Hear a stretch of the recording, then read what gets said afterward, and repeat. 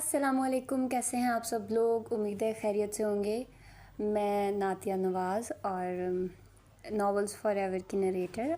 आज मैं आप लोगों को एक और नावल सुना रही हूँ ज़ेबो बाजी के चैनल पर। मतलब वो तो मेरी बाजी हैं तो दैट्स वाई मैं उनको ऐसे ही बोलूँगी। तो आप लोगों से मुझे बहुत सारी शिकायत है यार। मैं आप लोगों से इतनी दफ़ा कह चुकी हूँ कि उनके चैनल को सब्सक्राइब कर दीजिए और बट आप लोग नहीं कर रहे हो। She is very hard working और वो एक हाउस वाइफ हैं और वो अपने बच्चों को खुद ही संभाल रही हैं। And I am very impressed जिस तरह से वो सब चीज़ों को लेकर मैनेज कर रही हैं और जैसे वो कर रही हैं। ऐसे लोगों के साथ जब आप लोग बात करते हो ना रहते हो, आपको खुद मोटिवेशन मिलती है कि शी इज़ वेरी ब्रेव। और माशाल्लाह से उनके 4 बच्चे हैं और वो उनको खुद ही संभाल रही हैं। उनके हस्बैंड नहीं हैं तो मैंने उनको ये सारी चीज़ें सिखाई कि आप ऐसे नॉवेल्स पढ़ें और इस तरह से करें।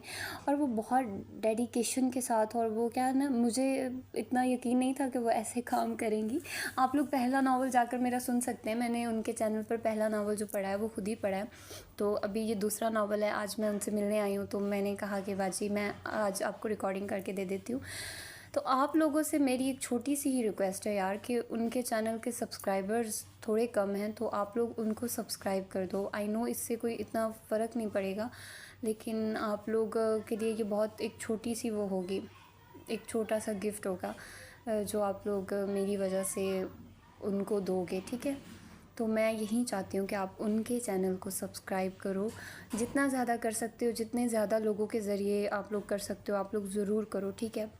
It's my request, okay. तो आज मैं आप लोगों को नीलम रियासत का, जो कि मेरी भी फेवरेट है और आप लोगों ने बहुत सारे इनके नावल्स मेरे चैनल पर भी सुने हैं। अब ये शॉर्ट नावल है जो मैं इनके चैनल पर पढ़ रही हूँ। तो आप लोगों ने मुझे अच्छा सा फीडबैक देना है और किसी एक ने भी अगर सब्सक्राइब नहीं किया और ऐसे ही सुन लिया तो यार ये बहुत गलत बात है। आपके एक सब्सक्राइबर से शायद आप लोगों को इतना फ़र्क नहीं पड़ेगा, लेकिन उनके लिए बहुत मैटर करता है ये काम, ठीक। तो आप लोगों ने प्लीज़ सब्सक्राइब किए बगैर इस नावल को नहीं सुनना। और अगर आप लोगों ने कर लिया है तो मैं थोड़ा सा गैप ले लेती हूँ ताकि आप लोग जल्दी से सब्सक्राइब कर लें। ओके, तो फाइनली आप लोगों ने कर लिया होगा। तो जल्दी से हम लोग नीलम रियासत के इस नावल को स्टार्ट करते हैं और देखते हैं कि ये नावल कैसा है। और चलिए फिर स्टार्ट करते हैं। इसका नाम है तुझ संग नैना लागे और राइटर है नीलम रियासत। रोज़ की तरह आज भी उसकी आंख अलार्म की पहली घंटी पर ही खुल गई थी। उसने उसी वक्त चारपाई छोड़ दी थी। बाथरूम में जाने से पहले दादा अब्बा के पलंग के करीब खड़े होकर उनकी चलती हुई सांसों का यकीन किया, और जब उनके हल्के हल्के खराटे सुनकर दिल को तसल्ली हासिल हुई तो वो उनके कमरे का दरवाज़ा धीरे से खोलने और दोबारा से बंद करने के बाद बाहर आ गई थी। सीढ़ियों की तरफ जाती हुई मगर रुक गई थी। छोटी छोटी गूं गूं की आवाज़ ने सारी तवज्जो अपनी तरफ करा ली थी। लबों पे खुद ब खुद मुस्कुराहट दौड़ी। स्टोर रूम के साथ वाला कमरा समरा का था और आज कल वो अपने छोटे से गोलगप्पे के साथ रहने आई हुई थी। दरवाज़ा अनलॉक ही था। उसकी बड़ी वजह ये थी कि घर पूरी तरह से बंद था। मेन और सीढ़ियों वाला दरवाज़ा अगर लॉक होते तो बाकी कोई फिक्र नहीं थी। कमरे में नाइट बल्ब की रोशनी फैली हुई थी। समरा की रज़ाई तकरीबन बेड से नीचे पड़ी थी। खुद वो आंखों पर ब्लाइंड फोल्डर लगाए खराटे ले रही थी। फिर उसकी नज़र उस वजूद पर पड़ी जिसकी कशिश में अंदर आई थी। 6 माह का अब्दुल्ला अम्मा की सारी मेहनतों से दी गई पैकिंग उखेड़ उखाड़ कर नंगा पड़ा अपने पैरों के अंगूठे मुंह में लेने की भरपूर कोशिश में था। मुस्कुराते हुए आगे बढ़ी और रज़ाई उठाकर समरा पर डाल दी। फिर बेबी कार्ट में लेटे अब्दुल्ला की तरफ आई। उसको भी अच्छी तरह कंबल उड़ा कर गोद में उठा लिया। आपकी सुबह तो मेरे साथ ही होती है अब्दुल्ला शहज़ादे। सरगोशियों में अब्दुल्ला से बातें करती उसकी दूध की खाली बोतलें उठाकर नाइट बल्ब बंद करती बाहर आ गई। किचन की लाइट पहले से जलती देखकर थोड़ी हैरत भी हुई, मगर अंदर काम करते रशीद को देख और भी हैरत हुई। रशीद, तुम इतने मुंह अंधेरे किचन में? रशीद उसकी आवाज़ पर चौंक कर पलटा। आप उठ गई छोटी बीबी, चाय या लस्सी कुछ बना दूँ? उसके लिए रशीद के लहजे में हमेशा इज्जत ही होती थी। अरे नहीं, मैं तो बस अब्दुल्ला के लिए दूध लेने आई हूँ। मगर तुमने नहीं बताया, क्या वासिफ़ का आज फिर कोई ट्रिप है? उसकी बात पे रशीद हंस दिया। नहीं छोटी बीबी, वासिफ़ भाई का ट्रिप हो तो तैयारी यूँ खुफिया कब होती है? वो तो 4 दिन पहले से ही मेन्यू बताने लग जाते हैं। ये तो छोटे साहब आए हैं तो उनके लिए कॉफ़ी बना रहा हूँ। लाई ये खाली बोतलें मुझे दे दें, मैं धोकर तैयार कर देता हूँ। सभी को इल्म था कि रशीद किसको छोटे साहब कहकर मुखातिब करता है, और उसके मुंह से छोटे साहब सुनते ही इमसाल के चेहरे का रंग बदल गया था। रशीद की नज़रों से ये मंज़र छुपा नहीं रहा था, इसीलिए अब वो उसे बातों में लगाकर ध्यान बटाना चाह रहा था। उसने आगे बढ़कर फ्रिज से ताज़ा दूध की बनी फीडर निकालकर माइक्रोवेव में रख दी। फिर सपाट से लहजे में रशीद को हदायत दी, रशीद खाली कॉफ़ी मत देना, पहले लस्सी पिलाना फिर कॉफ़ी देना। रशीद ने ताबेदारी से सर इस बात में हिला दिया। मैं दे दूंगा बाजी, मुझे नहीं लगता कि वो ना करेंगे। छोटे साहब में ज़िद और गुस्सा तो है ही नहीं है, बस संजीदा बहुत है। बात कम करते हैं मगर दिल के बड़े दरवेश हैं। रशीद बोल रहा था और इमसाल के अंदर बाहर धुआं भर रहा था। वो जल्दी से कुछ भी कहे बगैर किचन से निकल गई। उसी वक्त वो मेन डोर से अंदर आया था। यकीनन मस्जिद से नमाज़ पढ़कर आ रहा था। काले खद्दर के सूट पे उसने ब्राउन गरम चादर ओढ़ रखी थी। वो भी इमसाल के वजूद को उसी तरह इग्नोर करता दादा के कमरे की जानिब बढ़ गया। जैसे इमसाल उसको नज़रअंदाज करती रूम में चली गई, क्योंकि ऊपर अपने बेडरूम में अब वो जाना ही नहीं चाहती थी और दिल में दुआ कर रही थी कि या अल्लाह, जब तक अम्मी अब्बा उम्रा से वापस नहीं आ जाते ये वक्त खैर से गुजर जाए। इमसाल की बच्ची बीमार पड़ने का प्रोग्राम तो नहीं तुम्हारा? ये इमली का 15वां पैकेट है, और अब जो रात को मेरी जान खाई ना कि अम्मी गला बंद हो गया तो जूते लगाऊंगी। अम्मी की डांट पर उसने अपने बॉब कट बालों को मखसूस स्टाइल में झटका देकर लापरवाही से कंधे उचकाए थे। अम्मी, अपनी डांट संभाल कर रखें, किसी और वक्त के लिए। आज तो आपका कहा सच साबित होने वाला नहीं है, क्योंकि ये जो इमली आपके सामने मैंने खाई है ना, ये खट्टी नहीं बल्कि मीठी है। अगर यकीन नहीं तो चक्कर देख ले। उसने फट से इमली अम्मी के मुंह के आगे की। अरे इधर साड़ो इस सौगात को, तो बे ही मुबारक हो। अम्मी ने उसका हाथ झटक कर दूर किया तो वो वापस सोफे की नरमियों में खुद को दफन करते हुए पुरसोच अंदाज में बोली, अम्मी एक बात तो बताएं। अम्मी ने अलमास की कमीज़ की तुरपाई करते हुए एक लम्हे को सर उठाकर अपनी लाडली बेटी के चेहरे को देखा। पूछो, होगा फिर कोई उल्टा सीधा ख्याल। उसने नफ़ी में सर हिलाते हुए कहा। अरे कहाँ मेरी प्यारी अम्मी, राज दुलारी माँ, मैं तो सिर्फ ये जानना चाह रही थी कि क्या आप पैदाइशी सड़ू हैं या शादी के बाद हुई। अम्मी ने अपना काम तर्क करके उस बार इसको मलामती नज़रों से देखा। बस इन्हीं फजूल बातों और सवालों के लिए तुम मेरे घर पैदा हुई हो। उनकी बात अंदर आता अबसाम जारी रखते हुए शुरू हो गया था। खाला उसको और भी बहुत से काम करने थे जिसके लिए दुनिया में आई है, मसलन रिसाले पढ़ना, मूवीज़ देखना, लोगों की झूठी शिकायतें लगाकर उनको अब्बा से झिड़कियाँ पड़वाना। वैसे बंदरी, तुम्हें शर्म तो ना आई होगी अब्बा को बताते कि खालू जी अब शाम दोस्तों के साथ सैनमा गया है। एंड पे उसने इमसाल की नकल उतारते हुए कहा, और वो उसको नज़रअंदाज करती भागकर खाला के गले लगी थी। मैंने आपको बहुत मिस किया था, मुझे नहीं पता अगली दफ़ा जब आप अपनी नंद के गांव जाएंगी मैं भी आपके साथ चलूँगी। खाला ने मोहब्बत से उसको साथ लगाकर 2-3 बोसे ले लिए। दूसरी तरफ अबसाम ने अपनी खाला को इशारा किया। खाला अम्मी देख रही हैं लोग हमें जलाने को कैसे प्यार का खुला इजहार कर रहे हैं, वरना देख लीजिएगा जिस दिन कलमे पढ़ेंगे ना, कहाँ की खाला कहाँ की बांजी, जालिम सास और साजिशी बहू ही देखने को मिलेगी। बस आप और मेरा प्यार ही सच्चा साबित होना है। वो भी खाला का हाथ पकड़कर सोफे पे उनके बराबर बैठ गई। फिक्र ना करो, ये मेरी सास है, तुम्हारी नहीं। जुल्म भी करेंगी तो प्यार से। और जहाँ तक रही साजिशी बहू की बात, तो मिस्टर अबसाम सिकंदर, साजिशें तो होनी ही होनी है, मगर अपनी शहजादी खाला के निखट्टू बेटे के खिलाफ। क्यों खाला? उसने राय खाला से मांगी। जवाब अम्मी की तरफ से खासा गर्म आया। क्या करूं मैं तुम्हारी इस गज़ भर लंबी ज़बान का, जिसे चस्के लेने और पटर पटर बेलगाम दौड़ने के सिवा कोई दूसरा काम नहीं। उसने संजीदा होना कब सीखा था। फट से बोली, वैसे खाला, मैं आपके घर क्यों नहीं पैदा हुई? कितना अच्छा होता अगर आप मेरी अम्मी होती और अबसाम मेरे माँ बाप की औलाद होता। पहले खुद ही आइडिया दिया, फिर खुद ही बोली, अस्तगफार, ये मैं क्या चाह रही हूँ? अगर ये अम्मी की औलाद होता तो इसका मतलब अम्मी मेरी सास होती। या अल्लाह तेरा शुक्र है, ये तो मुझे अम्मी जैसी हिटलर सास नहीं दी। बेटी की बात सुनकर साजिदा को हंसी के साथ गुस्सा भी आया, जो हमेशा की तरह सोचे समझे बगैर बोल रही थी। हालांकि उनका दिल उसके लंबे लंबे बेपरवाह कहकों से हमेशा डरता था। वो दिल की सादी थी। एक तो खाला से बचपन का प्यार था और अमारा की भी तो उसमें जान थी। अबसाम 1.5 साल का था जब वो दुनिया में आई थी। उससे बड़ी एक बहन और एक छोटा भाई था, मगर लाडली वो ही थी। इसकी वजह हर वक्त पटर पटर चलती ज़बान ही थी। अगर कोई कहानी पढ़ ली तो तब तक सुकून ना आया जब तक अब्बू को लफ्ज़ ब लफ्ज़ सुना ना दे। उसकी हर बात में बेसाख्तापन होता। पता नहीं ये बात किसने पहले की थी। कोई कहता अबसाम की दादी ने, कोई कहता अमसाल की दादी ने, पर यह बात अब सारे ख़ानदानों बरादरी में मशहूर थी कि अमसाल अमारा की बहू बनेगी। اب سام کے والد سکندر واپڈا میں ملازم تھے، پچھلے 15 سال سے اسی شہر میں تعینات تھے۔ امسال کی پچھلی گلی میں ان کا گھر تھا۔ وہ ہر روز شام کو ان کے گھر پائی جاتی، کبھی کرکٹ کھیلی جاتی تو کبھی بیڈمنٹن۔ اگر خالہ کے ساتھ انکنڈیشنل پیار تھا تو خالو کے ساتھ انکنڈیشنل یاری تھی۔ عام طور پر وہ صرف پورے یا آدھے دن کے لیے آتا تھا، لنچ یا بڑے اصرار پر ڈنر کے لیے رکتا اور ڈنر کے فوراً بعد نکل جاتا تھا۔ اس کی نوکری اسلام آباد میں تھی۔ گھر والوں کے کہنے کے باوجود وہ اپنا ٹرانسفر نہیں کروانا چاہتا تھا۔ جو زندگی اس نے اپنے لیے چنی تھی وہ زندگی سے فرار تھا، اور اب اسے فرار میں ہی مزہ آ رہا تھا۔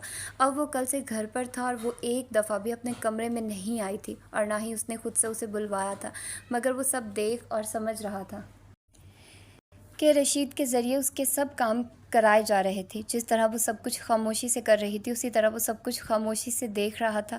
اس وقت بھی تیار ہو کر نیچے آیا، سبھی سیٹنگ روم میں ہی موجود تھے۔ اسے دیکھتے ہی عبداللہ کے ساتھ کھیلتے واصف کی زبان پہ کھجلی ہوئی تھی۔ ارے آئیے آئیے جناب، بڑی بات ہے، حضور آج کل گھر پہ نظر آ رہے ہیں، کہیں نوکری ختم تو نہیں ہو گئی؟ وہ واصف کی گود سے عبداللہ کو اٹھاتا اس کے برابر ہی بیٹھ گیا۔ نہیں یار، نوکری سے دل اکتا گیا ہے، اس لیے 4 دن چھٹی لے لی ہے۔ واصف کو جواب دینے کے بعد وہ ادھر ادھر دیکھتے ہوئے عبداللہ کی توجہ اپنی طرف کرنے کے لیے سیٹی بجانے لگا، جبکہ واصف ابھی تک منہ کھولے اپنے بڑے بھائی کی شکل دیکھ رہا تھا۔ سمرا نیچے کارپٹ پر بیٹھی عبداللہ کے دھلے ہوئے کپڑے طے کر کے ٹوکری میں رکھ رہی تھی، اور امسال دادا جی کے تخت پر ان کے برابر بیٹھی کوئی کتاب پڑھ کر سنا رہی تھی۔ سمرا نے واصف کا منہ بند کرتے ہوئے مشورہ دیا، منہ بند کر لو، نہیں تو مکھی چلی جائے گی۔ واصف کی ایکٹنگ عروج پہ تھی۔ ارے عبداللہ کی ماں، جاؤ بھاگ کر دادا جی کے کمرے سے آلہ لے کے آؤ، اپنے بھائی کا بلڈ پریشر تو چیک کریں، جناب کہہ رہے ہیں کہ ان کا اپنی محبوبہ سے دل اکتا گیا ہے۔ وہ واصف کی طرف کوئی توجہ نہیں دے رہا تھا۔ محبوبہ کے نام پر امسال کے ہاتھ میں پکڑی کتاب نہ جانے کیسے گر گئی۔ سبھی کا دھیان اس کی طرف گیا، سوائے اس کے شوہر کے۔ واصف نے تو دل کھول کر قہقہ لگایا۔ اس نے عبداللہ کو اس کی ماں کی گود میں دیکھ کر واصف سے مخاطب ہوا، اپنے ہاتھی سے دانت اندر کرو اور میرے ساتھ چلو ذرا، ایک دوست کے ابو کا 40واں ہے، افسوس کرائیں۔ میں کیا اس گھر کا بڑا بوڑھا ہوں؟ واصف کے پاس جواب حاضر تھا۔ نہ جاؤ، میں دادا جان کو لے جاتا ہوں۔ وہ آواز تھوڑی اونچی کر کے دادا جان سے پوچھنے لگا، دادا ابو چلے ایک فوتگی کا افسوس کرائیں؟ ممتاز مفتی کی کتاب میں گم دادا جی نے بھی سر نفی میں ہلا دیا۔ او یار، تم جانتے تو ہو مجھ بڈھے سے تو 10 منٹ تک لگاتار بیٹھا نہیں جاتا، ایویں ہی ادھر کوئی نئی مصیبت بناؤ گے۔ تم امسال کو لے جاؤ۔ دادا جی کے مشورے پہ جہاں اس کی نظر بے اختیار اس جھکے ہوئے سر کی طرف گئی تھی، وہیں واصف تالی بجا کر دادا جی کو دا دیتا ایک ہی جست میں ان کے برابر بیٹھ گیا۔ یہ کی نا بات، آج آپ نے ثابت کر دیا کہ شیر جوان آخر شیر جوان ہی ہوتے ہیں۔ واصف کے بیٹھتے امسال تقریباً چیخ اٹھی، دیکھ کر موٹو دادا کی اینک پر بیٹھ گئے ہو۔ بات تو کوئی نہیں ہوئی تھی، مگر پھر بھی کچھ لمحوں کے لیے ہر کوئی اپنی جگہ تھم سا گیا، اور امسال کے شوہر کی نظریں اپنی بیوی کے چہرے سے ہٹنے کی انکاری ہو گئی تھی۔ سمرا نے ایک نظر سر جھکا اپنے ہونٹ کاٹتے امسال کو دیکھا، پھر اپنے بھائی کی گہری سنجیدگی میں چھپی اذیت کو، تو آنکھوں میں آنسو آ گئے، جنہیں صاف کرتی لہجے میں بشاشت پیدا کرتے ہوئے بولی، دادا ٹھیک کہہ رہے ہیں بھابھی، آپ تیار ہو جائیں، آپ ہی بھائی کے ساتھ جائیں۔ امسال نے سر اٹھا کر سمرا کی جانب دیکھا تو اس کے چہرے پہ پھیلی دہشت اور سراسمگی دیکھ کر ان چاروں کے دل کٹ گئے تھے۔ وہ فوراً کتاب چھوڑ کر کھڑی ہوئی۔ میں بھلا وہاں جا کر کیا کروں گی، اور ویسے بھی گھر پہ اتنے کام ہیں، میرا نہیں خیال میرا جانا ممکن ہے۔ اس سے پہلے کہ وہ وہاں سے غائب ہوتی، واصف نے آگے بڑھ کر اس کا ہاتھ تھام لیا۔ کام وغیرہ کی فکر کیوں کرتی ہیں، یہ آپ کا موٹو ہے نا، سب دیکھ لوں گا، آپ جاؤ اور واپسی پہ میرے اور عبداللہ کے لیے برگر بھی لانا۔ اس نے منت بھری نظروں سے واصف کو دیکھتے ہوئے ہاتھ چھڑانا چاہا، مگر آج واصف کچھ سوچ چکا تھا۔ اس نے امسال کے آگے اپنے ہاتھ جوڑ دیے۔ میں معافی مانگتا ہوں، میں ہم سب کی طرف سے آپ سے معافی مانگتا ہوں۔ جو کچھ ہوا تھا اس میں نہ آپ کا قصور تھا نہ میرے بھائی کا، پھر آپ دونوں ایک دوسرے کو کس بات کی سزا دے رہے ہیں؟ امسال کے چہرے پہ پتھروں سی سختی تو آئی، پر رنگ دھلے لٹھے سا ہو گیا تھا۔ اس نے واصف کے بندھے ہوئے ہاتھ کھولے اور بولی تو آواز کانپ رہی تھی، آج کے بعد ایسی کوئی بات مت کرنا واصف۔ زیادتی کل بھی میرے ابو سے ہوئی تھی، اور آج بھی نتیجہ کل بھی میں نے بھگتا تھا اور آج بھی میں ہی بھگت رہی ہوں، مگر فرق جانتے ہو کیا ہے؟ کل مجھے کوئی شکوہ نہیں تھا، جو بھی ان کا فیصلہ تھا ان کو میرے باپ کی حیثیت سے حق تھا، اور یہ حق میں نے ان کو باخوشی دیا تھا۔ آگے جو ہوا وہ میرا نصیب، مگر اب جو ہوا ہے وہ مجھے جینے نہیں دے رہا، میرا دم گھٹ رہا ہے۔ یہ سوچ کر میرے بڑوں نے زبردستی مجھے کسی کے سر پر تھوپ دیا۔ وہ شاید اس کی موجودگی سے غافل ہو گئی تھی۔ پہلے وہ سارا سین یوں دیکھتا اور سنتا رہا جیسے یہ اس کے گھر کی نہیں کسی ڈرامے کی سٹوری چل رہی ہو، مگر امسال کی آخری بات نے اسے اپنی جگہ سے اٹھ کر اس کے مقابل کھڑے ہونے پہ مجبور کر دیا تھا۔ کس کی بات کر رہی ہو؟ اس کی آواز اپنے قریب سنتے ہی وہ بت بن گئی۔ تیزی سے وہاں سے ہٹ جانا چاہا مگر اس نے سامنے آ کر راستہ روک لیا۔ آج سرے بازار موضوع چھڑ ہی گیا ہے تو بات کرنے میں کیا حرج ہے؟ یوں تو پچھلے 6 ماہ سے دونوں ایک دوسرے کے نکاح میں تھے، مگر آج پورے 4 سال بعد وہ اس کے ساتھ براہ راست مخاطب ہوا تھا۔ امسال کو یوں لگا جیسے سینے میں سے ساری ہوا ختم ہو گئی ہے۔ وہ آج 4 سال بعد پھٹتی آنکھوں سے اسے اپنے قریب کھڑا دیکھ رہی تھی۔ اس کے سامنے کھڑے آدمی کی شکل پہ رقم تھا کہ وہ بڑی لمبی مسافت طے کر کے اس تک آیا۔ جس چہرے پہ ہمہ وقت شوخیاں اور مسکراہٹیں بکھری رہتی تھی، اس کی شخصیت ہی نہیں، ہر وقت بولتی رہنے والی آنکھیں بھی خاموش تھی۔ میرا راستہ چھوڑ دیں۔ بات درمیان میں ہی رہ گئی کیونکہ اس کی ٹانگوں نے بوجھ اٹھانے سے انکار کر دیا تھا۔ تاریکی میں ڈوبتے ذہن میں بس ایک احساس بچا تھا کہ اس کو تھامنے کے لیے جس کے ہاتھ اس کی جانب بڑھے تھے وہ اس کا نہیں تھا۔ وہ شاندار آن بان والا شخص جس کے سر پہ سفید بال زیادہ اور کالے کم تھے، وہ ہر لحاظ سے مکمل تھا، اس کی دسترس میں تھا مگر اس کا نہیں تھا۔ وہ بے ہوش ہو کر گرنے لگی تھی مگر اس نے اس کو گرنے نہیں دیا بلکہ اس کو اپنی کسی قیمتی متاع کی طرح سنبھال لیا تھا۔ تینوں بہن بھائیوں کے ہاتھوں کے طوطے اڑ گئے تھے۔ ڈاکٹر کے بعد امی ابو نے بھی سختی سے منع کیا تھا کہ اس گھر میں کوئی کبھی امسال سے اس موضوع پر کوئی بات نہیں کرے گا، اور آج یوں ہی باتوں باتوں میں بات نکل گئی تھی۔ اگلے 10 منٹ تک بھی اس کو ہوش نہیں آیا تھا۔ سمرا تو باقاعدہ رو رہی تھی۔ دادا جی نے سمرا کو ڈانٹا، سمی پتر تم تو چپ کرو اور تم دونوں بھائی اس کو ہسپتال لے جاؤ، میرا دل گھبرا رہا ہے، کب سے یوں ہی بے سدھ پڑی ہے۔ اس نے واصف کو گاڑی نکالنے کا بولا اور خود اس کو اٹھا کر باہر گاڑی تک لایا۔ ہسپتال والوں نے فوری ہی ایڈمٹ کر لیا تھا، اس کا نروس بریک ڈاؤن ہو گیا تھا۔ آپ یہ کیا کہہ رہے ہیں؟ بھلا ایسا کیسے ممکن ہے؟ سبھی آج ڈنر پر ساجدہ کی طرف انوائٹ تھے۔ تب الماس کی شادی کو 2 سال ہو چکے تھے اور وہ اپنی ساس سسر اور بچے سمیت موجود تھی۔ امسال کے 2 دھیال سے پھپھیاں چاچو حتیٰ کہ دونوں طرف کی پوری فیملی جمع تھی۔ جب اعجاز صاحب نے سب کے سروں پر بم پھوڑا تھا، مجھے آپ سب لوگوں کی تھوڑی سی توجہ چاہیے، جب وہ اپنی سیٹ سے کھڑے ہو کر بولے تو بچوں سمیت بڑوں کی توجہ بھی حاصل ہو گئی تھی۔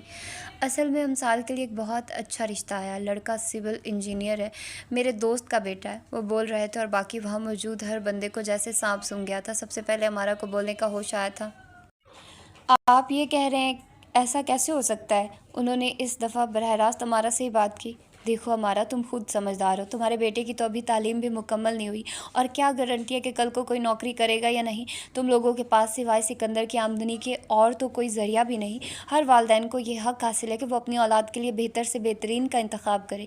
ابسام اور امسال کا رشتہ آگے چل کر اتنا کامیاب ہوتا دکھائی نہیں دیتا۔ میاں بیوی میں سے کسی ایک کو تو سنجیدہ مزاج ہونا چاہیے۔ یہاں ابسام امسال سے بھی 2 ہاتھ آگے ہے۔ سکندر اور ابسام تو دونوں سر جھکا کر اعجاز کی باتیں سن رہے تھے مگر امارا نے بھل بھل بہتے آنسو پلو سے صاف کیے۔ اعجاز بھائی، جب شادی کا وقت آئے گا ابسام ایسا تھوڑی رہے گا، اور میرا بیٹا ماشاءاللہ بہت ذہین ہے، دیکھ لیجئے گا بہت ترقی کرے گا۔ اعجاز نے انہیں درمیان میں ہی ٹوک دیا۔ سکندر، امارا کو سمجھاؤ، پاگلوں جیسی باتیں نہ کرے۔ میں مہینے 2 میں امسال کی شادی فرید کے ساتھ کر رہا ہوں۔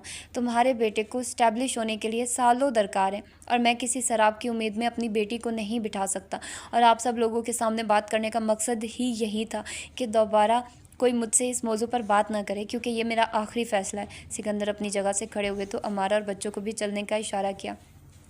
اعجاز بھائی، آپ کی ہر بات اپنی جگہ درست، مگر اچھا ہوتا اگر آپ بچوں کی خوشی کا خیال کر لیتے۔ سکندر کی بات پر اعجاز کے چہرے پر مسکراہٹ دوڑ گئی۔ سکندر، امسال میری بیٹی ہے اور میں اس کی رگ رگ سے واقف ہوں۔ اگر اس بات میں ذرا سا بھی مجھے شک ہوتا نا کہ امسال کی مرضی باپ کے سوا ہوگی تو یوں تم سب لوگوں کے سامنے اس طرح کھل کر بات نہ کرتا۔ باپ کے یہ الفاظ امسال کے جلتے ہوئے دل پر ٹھنڈی برف بن کر ایسے گرے کہ ہر جذبہ مر گیا تھا۔ اندر باہر پرسکون خاموشی چھا گئی تھی۔ رات کو سونے کے لیے اپنے کمرے میں آئی تو الماس نے اسے اس کا فون تھمایا جس پر 15 کے قریب ابسام کی مس کالیں تھیں۔ اس نے سارے لاک کلیئر کر دیے، سارے میسیج پڑھے بغیر ڈیلیٹ کرتے ہی اپنا فون ہمیشہ کے لیے بند کر دیا تھا۔ ساجدہ سر کھپا کھپا کر تنگ آ گئی تو خاموشی سے ہتھیار ڈال دیے، اور رہ گئی امسال تو اس نے باپ کے خلاف ہتھیار اٹھائے ہی نہیں تھے۔ اس دن صبح الماس نے اس کے کمرے میں آ کر اطلاع دی کہ آج اس کا لہنگا خریدنا ہے، تو امی اس کو ساتھ چلنے کا بول رہی ہیں، جلدی تیار ہو کر آؤ۔ امسال نے کوئی سوال جواب نہ کیا۔ तैयार होकर अलमास और अम्मी के साथ चल दी। अलमास न जाने किन अनजान और कदरे सुनसान रास्तों से गाड़ी भगा रही थी। मार्केट का रास्ता तो दूसरी जानिब था, और जब उसने गाड़ी रोड पर ही एक तरफ खड़ी की और वहाँ सिकंदर मामू की गाड़ी पहले से खड़ी देखकर अमसाल को अपना गला खुश्क होता महसूस हुआ। उसने शिकवा भरी नज़रों से अलमास को देखा, जिसने जवाब में कंधे उचका दिए थे। अम्मी अलमास के साथ अगली सीट पर थी। अब शाम आकर पिछली सीट पर अमसाल के बराबर बैठ गया था। कुछ लम्हे वो अमसाल को अपनी सुर्ख आंखों से घूरता रहा, जबकि अमसाल ने एक दफ़ा भी उसकी तरफ न देखा। तो अब मैं इतना बुरा हो गया हूँ कि ना तुम मुझसे बात करना पसंद कर रही हो और ना ही मेरी शक्ल देखना चाहती हो। अब शाम के लहजे में गुस्सा था। तुम्हें इस तरह से यहाँ मुझे रोकना नहीं चाहिए था, वो ठहरे हुए लहजे में बोली। तो जवाब में वो फट पड़ा। फ़ोन मेरा तुम उठाती नहीं, घर तुम्हारे आने की मुझे अब इजाज़त नहीं, तो और मैं क्या करूँ? अमसाल मुसलसल बाहर देख रही थी। तुम अच्छी तरह जानते हो मेरे अब्बू अपना फ़ैसला बदलने वालों में से नहीं। जो बात उन्होंने कर दी है वही फ़ाइनल है। इस हकीकत को मान लो, और आइंदा मुझसे कज़न की हैसियत से मिलने तुम मेरे घर भी आ सकते हो, मगर और किसी ताल्लुक़ को हवाला बनाकर मुझे यूँ चोरों की तरह ना मिलना। अब सामने ज़ोर ज़ोर से अपना सर इस बात में लाया। तुम बाप बेटी तो बड़े बाअसूल निकले हो लोग। भाई, अगर तुम्हें याद हो तो मुझसे तुम्हारा जो ताल्लुक़ माजी में जोड़ा गया था वो भी तुम्हारे बाप की मर्ज़ी से जुड़ा था। फिर वहाँ तुमने उससे क्यों नहीं पूछा? क्यों अब ज़बान से फिर गया? दोनों इस बात से बेपरवाह बोल रहे थे कि अगली सीट पर बैठी साजदा कितनी मुश्किल से अपनी हिचकियाँ दबा रही थी। इस दफ़ा उसने अफसाम की आंखों में आंखें डालकर जवाब दिया था। अफसाम सिकंदर, तमीज़ से बात करो। और कौन सा मैं तुम्हारे निकाह में रही हूँ? मंगनी थी तुम्हारे साथ मेरी, और जानते हो मंगनी की शरई कोई हैसियत नहीं होती। क्या मैंने आज तक कभी तुमसे किसी किस्म का कोई जज्बातीपन का इजहार किया? जहाँ तक रही मजाक की बात, तो कज़न होने की हैसियत से वो सब के साथ मेरा रवैया हमेशा एक सा रहा है। हाँ, अगर कोई अब भी मुझे चुनने का हक़ देता तो मैं अपनी खाला की बहू बनना पसंद करती, मगर यहाँ ऐसा कोई मामला नहीं है, इसलिए आइंदा इस मौजू को मत छेड़ना। अपनी बात बड़े तहम्मुल और मजबूत लहजे में पूरी करने के बाद उसने रुख मोड़ लिया। अब शाम थोड़ी देर तक खामोशी से उसकी कही सब बातों को अपने अंदर जज्ब करता रहा। बिलाखिर धीमे लहजे में बोला, आशिक तो मैं तुम्हारा था ही नहीं कि अब तुम्हारी शादी के रोज़ खुदकुशी की कोशिश करूं या नाकाम आशिकों के जैसे दुखी गाने सुन सुन कर रहूं। पर जानती हो, मेरी अना को बहुत ठेस पहुंची और इस वक्त शदीद झुंझलाहट का शिकार है। जी चाहता है कि तुम्हें जान से मार दूं, या कम अज़ कम उन लोगों को ही कुछ कह सकूं जिन्होंने ये नाम नेहात शोशा छोड़ा था। अपने पीछे गाड़ी का दरवाज़ा इस कदर ज़ोर से बंद करके गया, इंसान अपनी जगह उछल कर रह गई। अगले चंद सेकंडों में अबसाम की गाड़ी धूल उड़ाती हुई मंजर से गायब हो गई थी। अमसाल, जो अभी तक बड़ी मजबूती से खड़ी थी, एकदम से फूट फूट कर रो दी। फरीद में हर वो खूबी थी जो उसको ज़ाहिरी तौर पर पुरकशिश बनाती। वो तन्हा 2 मुरब्बा अराज़ी का मालिक था। 2 नए मॉडल की बड़ी गाड़ियाँ उसकी ज़ाती मलकियत थी। अच्छा खाना, आला ओढ़ना। शादी के शुरू के दिनों में जितनी दफ़ा वो मैके आई, खूब फल मिठाइयों से लदी हुई आती। ये बड़ी सी गाड़ी समेत ड्राइवर के छोड़ने और लेने आती, मगर फरीद मसरूफ़ियत की बिना पर सिर्फ़ एक दफ़ा ही आया था। मिसाल के बेसाख्ता कह के जिनसे माँ का दिल हमेशा डोलता था, अब धीमी सी मुस्कुराहट में बदल गए थे। पहले तो महीने में एक चक्कर लगा ही लेती थी, फिर 2-2 महीने गुजर जाते, फ़ोन तक ना करती। माँ बाप दिल के हाथों मजबूर होकर फ़ोन करते तो नौकर जवाब देते, बीबी फरीद साहब के साथ बाहर गई हैं। माँ बाप यही सोचकर पुरसुकून हो जाते कि अपने घर खुश और मगन है। चलो, जब फुर्सत होगी मिलने आ जाएगी। जितनी दफ़ा आती उसकी सेहत पहले से भी मुरझाई हुई होती, मगर हर दफ़ा मुस्कुराकर माँ बाप को तसल्लियाँ देकर मुतमईन कर जाती। 1 साल का अरसा यूं ही सामने नज़र आने वाली हकीकतों को झुटलाते गुजरा। दूसरी तरफ अमारा और सिकंदर अमसाल की शादी के 3 माह बाद ही मुल्तान से लाहौर शिफ्ट हो गए थे। दोनों घरों में आना जाना, मिलना मिलाना सब गए दिनों की बातें हो गई थी। अमारा और सिकंदर ने तो किसी किस्म के फैमिली फंक्शन में शिरकत भी मसरूफियत की बिना पर तर्क कर दी थी। कभी किसी जगह फौतगी वगैरह पर भी बहनों का सामना हो जाता तो एक दूसरे से सलाम भी नज़रें चुराते हुए करती थी। अलमास का वीज़ा आ गया था और वो बच्चों समेत मियाँ के पास जाने की तैयारियों में थी। इमसाल के घर कहीं फ़ोन किए, मगर हर दफ़ा मुलाजिम उठाकर कोई ना कोई बहाना बना देता। फिर खुद ही 2 दिन बाद आ गई थी। आम सा सूट था जिसका रंग उड़कर बदरंग हो चुका था। पैरों में आम सी घर में पहनी जाने वाली चप्पल, चेहरे पे बेरौनकी और आंखों में दुनिया भर की बेरानी बसी हुई थी। साजदा ने बेख्तियार रोते हुए उसे गले से लगा लिया था। ये क्या अपनी हालत बनाई हुई है? उसने माँ से नज़र चुराई। मुझे अपना कोई जोड़ा दे दें, या अलमास आपा का कोई पुराना जोड़ा हो तो वो दे दे, मैं अब्बू के घर आने से पहले बदल लेती हूँ। आप भी उनको कुछ मत बताइएगा। असल में फ़रीद की अम्मा ने मुझे आने की इजाज़त दी तो मैंने जल्दी में कपड़े भी ना बदले कि कहीं फिर वो अपना फ़ैसला ना बदल लें। कभी कभी वो बहुत सख्त रवैया अपना लेती हैं। वो एक ट्रांस में बोल रही थी और साजदा के आंसू भल भल बह रहे थे। मुझे पता था तुम वहाँ खुश नहीं हो, साजदा हिचकियों के दरमियान बोली तो अमसाल ने तेज़ी से उनके होंठों पर अपना हड्डियाँ निकला हाथ रख दिया। अम्मी प्लीज़ ऐसा ना बोलिए, मेरी इतने अरसे की मेहनत पर पानी फिर जाएगा। अम्मी मेरी सास को मेरी पहली मंगनी का इल्म नहीं है, अगर भिनक भी पड़ी ना तो मेरी नेक नामी पर धब्बा लग जाएगा। और यकीन मानिए मैं खुश हूँ, सबको खुश रखने की पूरी कोशिश भी करती हूँ, मगर वो लोग फिर भी नाराज़ ही रहते हैं। असल में जो उनका मुतालबा था वो पूरा करने से मैंने इनकार कर दिया, इसलिए नाराज़ होकर फ़रीद ने दूसरी शादी कर ली। मगर आप फ़िक्र ना करें, थोड़ा गुस्से वाला है, कभी कभी हाथ उठा लेता है, मगर दिल का बुरा नहीं है। वो तो जैसे बहुत अरसे बाद बैठी तो दिल का सारा गुबार निकाल कर उठती, मगर दरवाजे के करीब कोई खड़ा खड़ा लहरा कर गिरा था। वो अमसाल का बाप था। उस दिन उनको पहला हार्ट अटैक हुआ था। अल्मास का जाना फ़िलहाल मुलतवी हो गया था। सबकी तवज्जो एजाज़ की तरफ हो गई, जो एक दिन में ही बूढ़े हो गए थे। कुछ बेहतर होकर घर आए और फ़रीद के बाप, जो कि उनका करीबी दोस्त रहा था, अपनी बेटी का कसूर जानना चाहा तो मालूम हुआ फ़रीद चाहता था कि अमसाल अपने बाप की जायदाद में अपना हिस्सा तलब करे, जिसको सुनते ही अमसाल ने कतई इनकार कर दिया था। उसको उसके इनकार का मज़ा चखाने के लिए अपनी गर्लफ्रेंड से शादी कर ली और अब उस घर में अमसाल की हैसियत नौकरों से ज़्यादा ना थी। और ये सब अमसाल के इनकार का नतीजा था। अगर अच्छी बीवी साबित होती तो भला फ़रीद को क्या पड़ी थी दूसरी शादी करने की। ऊपर से शादी को 1.25 साल होने को आया, पर अभी तक अमसाल की जानिब से कोई खुशखबरी ना मिली, जबकि दूसरी बीवी से फ़रीद को आते ही अच्छी खबर मिल गई थी। अमसाल के सास ससुर ने रात को फ़ोन पर एजाज़ और साजदा को उनकी बेटी की नालायकियाँ गिनवाई और दिन चढ़ते ही फ़रीद की तरफ से रजिस्ट्री से तलाक वसूल हुई। जिस बाब को एजाज़ ने बड़ी खुशी से शुरू किया था और उनकी बेटी ने अपना खून देकर लिखा था, वो यूं ही खामोशी से ख़त्म हो गया था। अल्मास अमेरिका चली गई थी। टीपू अपनी पढ़ाई में सर देकर और भी खामोश हो गया और अमसाल सारी हिम्मतें मुजतमा करके अपने माँ बाप को संभालने लगी थी। कभी कभी सबसे छुप कर रो भी लेती। एक दिन अम्मी से बोली, क्या मैं नौकरी करके किसी हॉस्टल में रह लूँ? उसकी इद्दत पूरी हुए भी महीने गुजर चुके थे। साजदा उसकी बात पर हक्का बक्का रह गई थी। ऐसी बात क्यों की तुमने? वो बेबसी से माँ की तरफ देखते हुए बोली थी। असल में लोग तो यही समझते होंगे ना कि मेरी जैसी लापरवाह सी लड़की की शादी अगर टूटी है तो इसमें मेरा ही कसूर होगा। मुझे संजीदगी से रिश्ते निभाने आए ही नहीं होंगे, इसलिए अगर मैं हॉस्टल में रहूँगी तो किसी को क्या पता चलेगा। लोग पूछे तो कह दिया करना कि ससुराल में है। साजदा ने अपनी उस बेटी की शक्ल देखी जिसको शादी से पहले अंडा तक उबालना ना आता था, जिसने अपने कपड़े तक ना कभी खुद से धोए ना इस्त्री किए थे, जो खाना भी माँ से निकलवा कर खाती। आज सारे घर की सफाइयाँ वो दिन निकलने से पहले कर देती। माँ बाप भाई के कपड़े धोने और इस्त्री करने के बाद उनके कमरे में तैयार मिलते। खाना तीनों वक्त पर ताज़ा गरम गरम मिलता। वो सर से पाँव तक बदल गई थी। कभी सारा सारा दिन गुजर जाता, उसकी आवाज़ सुनने को ना मिलती। साजदा जब बहुत देर तक उसको यकटिक गौर से देखती रही तो उसने उनका बाजू खींचकर मतवज्जा किया। अम्मी आपने जवाब नहीं दिया। साजदा चौंक कर खड़ी हुई, साथ ही उसका भी बाजू पकड़कर खड़ा किया और एजाज के सामने खड़ा कर दिया और बोली, अमसाल आज मैं तुम्हें बताना चाहती हूँ कि मुझे तुम पर फ़ख्र है कि तुम मेरी बेटी हो। तुम्हारी शादी करते वक्त गलती हम लोगों से हो गई थी, उन लोगों को परखने में, और मैं तो सोच भी नहीं सकती थी कि मेरी बेटी इतनी मामला फ़हम है, अपने मसाइल खुद ही खामोशी से हल करती रही। मगर तुम ये भूल गई कि सब्र भी एक हद तक किया जाता है। अच्छा हुआ उन लोगों ने खुद से तलाक भेज दी, क्योंकि मेरा और तुम्हारे अब्बू का तुम्हें वहाँ वापस भेजने का कोई इरादा नहीं था। तुम्हें सर झुकाकर शर्मिंदगी की ज़िंदगी गुजारने की कोई ज़रूरत नहीं।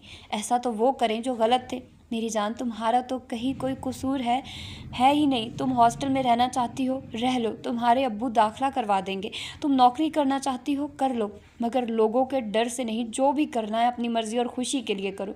लोगों की हमें कभी कोई परवाह नहीं रही। साजदा बोल रही थी और एजाज़ इस दौरान खामोशी से सर झुकाकर खड़ी अमसाल का जायज़ा लेते रहे। फिर नरमी से उसे मुखातिब करते हुए अपने बराबर बैठने का इशारा किया। वो वैसे ही चुपचाप उनके पास बैठ गई। एजाज़ ने शफ़क़त से उसे अपने साथ लगाया। नौकरी करना चाहती हो तब भी कोई मसला नहीं, मगर अगर आगे पढ़ना चाहो तब भी मैं तुम्हारा दाखिला करवा देता हूँ। उसने नफ़ी में सर हिला दिया। फ़रीद की अम्मी कहती थी कि मैं बहुत कोहड़ मग़ज़ हूँ, कहीं कोई चीज़ रख दूँ तो याद नहीं रहता कहाँ रखी थी। खाना पकाने खड़ी होती हूँ तो न जाने कहाँ खो जाती हूँ कि खाना जल जाए तो मुझे बदबू तक नहीं आती। अब्बू सच बता रही हूँ, वो ये सब बातें झूठ नहीं कहती थी। मुझे फ़रीद से डांट पड़वाने के लिए, मगर अब्बू मुझे लगता है अब उनकी कही बातें सच होती जा रही हैं। मैं अब काम पे और ज़्यादा तवज्जो देती हूँ और पढ़ाई तो मुझसे अब कभी नहीं हो सकेगी। मैं तो नौकरी भी नहीं कर पाऊँगी क्योंकि ये दोनों काम ज़िम्मेदारी वाले हैं और अब्बू जी, मुझे नहीं लगता कि मैं कोई ज़िम्मेदारी उठाने की अहल भी हूँ। वो तो लोगों की बातों की वजह से मैंने सोचा नौकरी के बहाने मंज़र से हट जाती हूँ। उसकी बातों ने एजाज़ और साजिदा के दिल पर खंजर चला दिए थे, मगर दोनों ही उसके सामने नॉर्मल रहे। अपने आंसू अंदर ही पी गए। कुछ देर खुद को हौसला देने के बाद एजाज़ गला साफ करते हुए बोले, मैंने कल घर वापसी पर देखा था, ये जो पिछली गली में एक नया कोचिंग सेंटर खुला है ना, वहाँ प्राइमरी के बच्चों के लिए मैथ की ट्यूटर की ज़रूरत है और मेरी बेटी का तो स्पेशल सब्जेक्ट ही यही रहा है। मेरा ख्याल है वहीं ज्वाइन कर लो, किसी गरीब का भला हो जाए, और अगर नहीं तो फिर बेस्ट आइडिया है कि सनत ज़ार में दाखिला ले लो, नए दोस्त बनाओ, गुजरे वक्त और लोग दोनों को भूल जाओ। उसने साफ इनकार करना चाहा, मगर अब्बू ना माने। तुम ये जो वक्त पे घर पे सारा वक्त खामोशी से कामों में मगन गुजारती हो ना, ये तुम्हारे जहन को घिन आलूद कर रहा है। तुम्हारे पास अगर कोई और आइडिया है तो बताओ, वरना ये जो 2 मशवरे मैंने दिए हैं इनमें से एक चुन लो। वो थोड़ी देर संजीदगी से अब्बू का चेहरा देखती रही।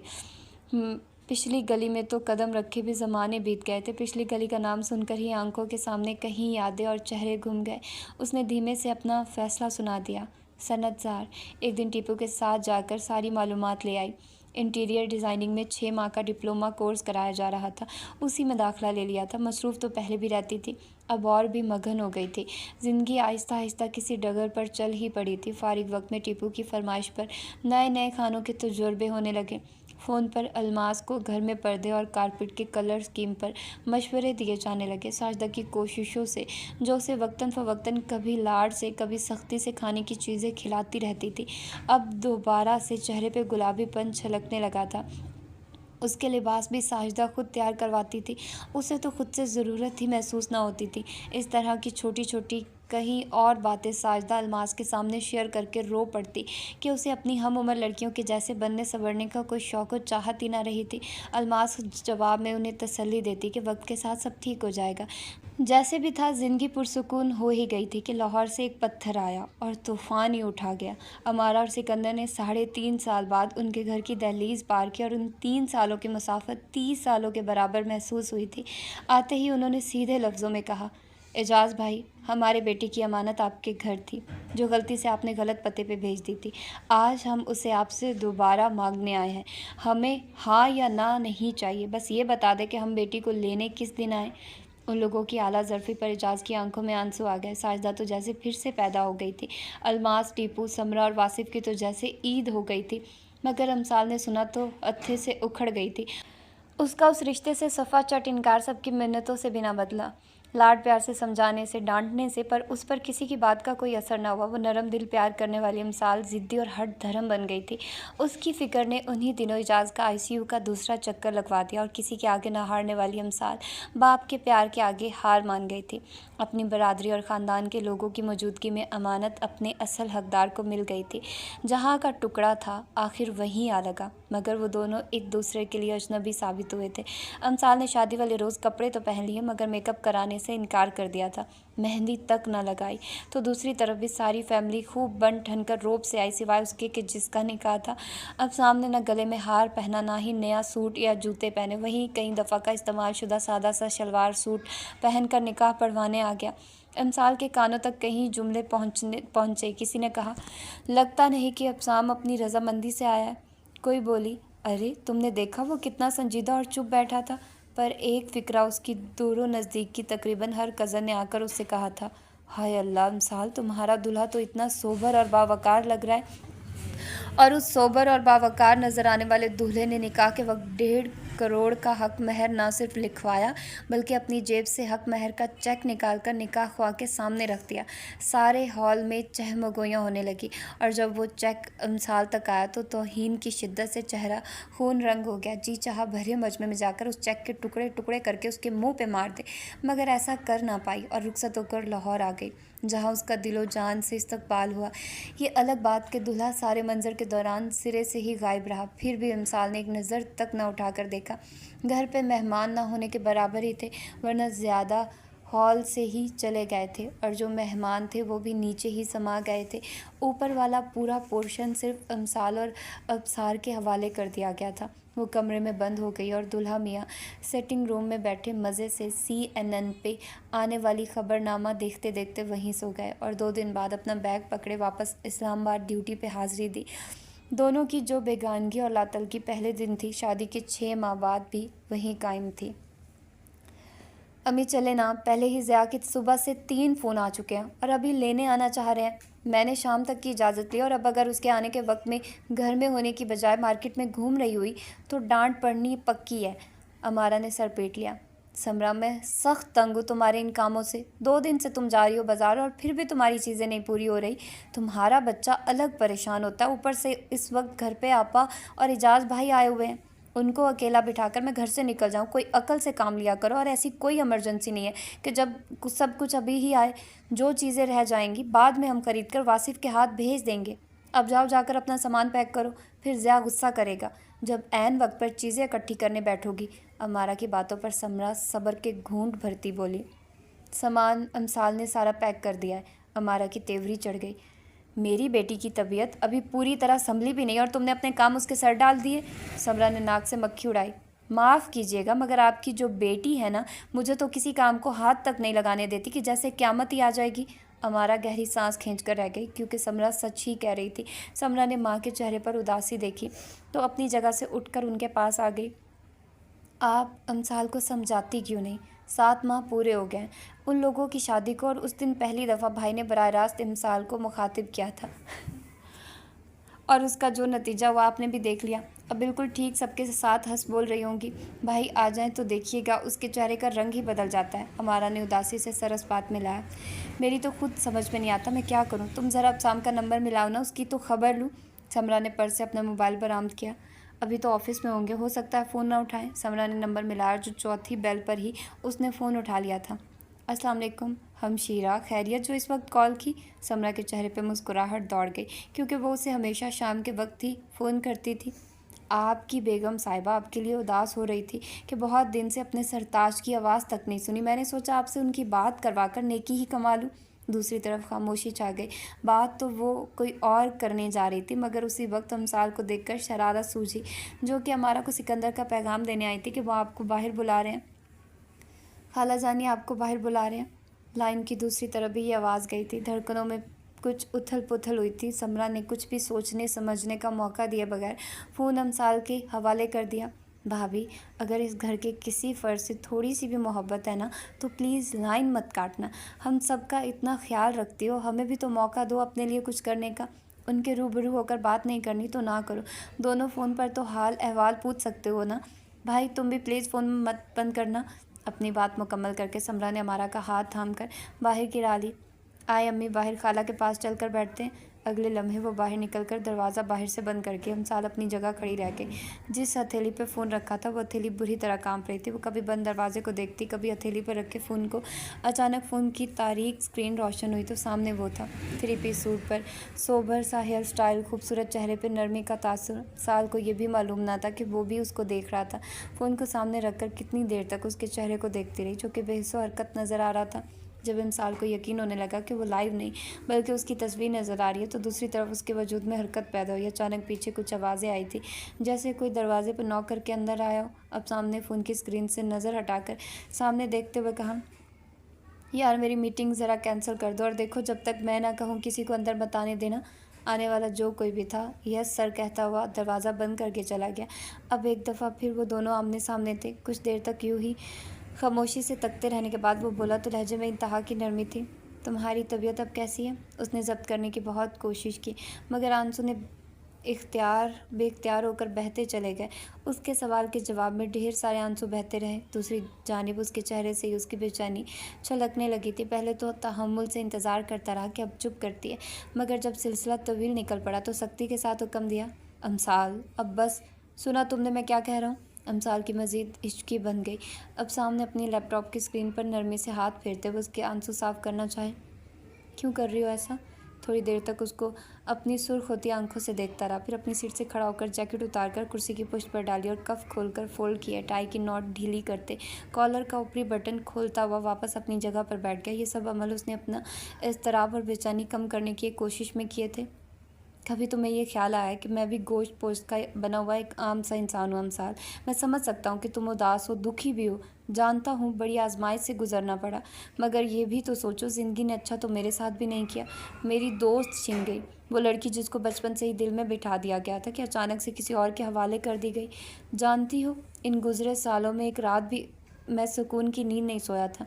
एक वक्त पे मुझे लगता था कि मैं पागल हो जाऊंगा, फिर खुद को मलामत करता कि यार एक लड़की ही तो थी, हो गई शादी कहीं और। इस मकाम पर मेरा दिल चाहता था लड़कियों की तरह ऊंची ऊंची बेन करके रोऊं कि यार मुझे लड़कियों से क्या लेना, मेरी तो वो थी। इमसाल ने उसे दरमियान में टोका। जब तुम आखिरी दफ़ा मुझसे मिले थे, तुमने खुद कहा था कि तुम्हें मुझसे कोई इश्क नहीं था जो दुखी गाने सुनकर रोते रहोगे। फिर तुम्हें तो सुकून की नींद सोना चाहिए था ना। अब शाम के चेहरे पे खूबसूरत सी नरम मुस्कुराहट फैल गई थी। वो मेरी गलत फहमी साबित हुई। जब तक तुम करीब रही, कभी ऐसा कोई ख्याल जो नहीं आया था। एक दफ़ा दूर क्या हुई, हर तरफ तुम रह गई थी। अब शाम की तो ज़ात ही ख़त्म हो गई थी अमसाल। मुझे अंदाज़ा तक नहीं था, यकीन करो मैं तो सोच भी नहीं सकता था कि तुमने मेरे अंदर इतनी गहराई तक जड़ें गड़ी हुई हैं। वो यकटिक उसका चमकता हुआ चेहरा देख रही थी। अचानक अमसाल न जाने किस एहसास के ज़ेरे असर परेशान हो गई। थोड़ी देर पहले जो अलग सी लग रही थी, एकदम फिर उसकी आंखें अजनबी हो गई। वो जो बहुत गौर से उसको पढ़ रहा था फ़ौरन अलर्ट हुआ। मेरी एक दो बातें गौर से सुन लो, फिर मैं तुम्हारा ज़्यादा वक्त नहीं लूँगा।